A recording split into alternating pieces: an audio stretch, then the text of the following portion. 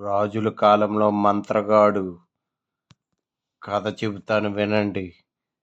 ఎప్పుడో చాలా సంవత్సరాల క్రితం విజయగఢ అనే రాజ్యంలో వీరసింహుడు అనే నాయపుత్రుడైన రాజు పరిపాలించేవాడు. ఆ రాజ్యంలో ధనవంతులుగా ప్రజలు సుఖశాంతులతో జీవించేవారు.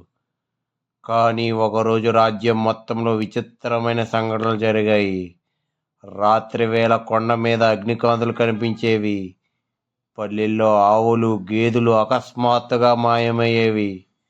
ప్రజలు భయపడి మంత్రగాడు వచ్చేసాడా అని గుసగుసలు పెట్టుకున్నారు. రాజు దీన్ని విని తన మంత్రి దేవదత్తుని పిలిచి, ఇది సాధారణ విషయం కాదు, ఆ మంత్రగాడి రహస్యం ఛేదించు అని ఆజ్ఞాపించాడు. దేవదత్తుడు తన బుద్ధిమంతుడైన యువ సైనికుడు అయిన అర్జునదేవుని పంపించాడు. ఒక రాత్రి అర్జునదేవుడు కొండ మీదకి వెళ్ళాడు. అక్కడ ఒక గుడిసెలో ఒక వృద్ధుడు మంత్రాలు జపిస్తూ అగ్ని చుట్టూ వింత వస్తువులు వేస్తున్నాడు.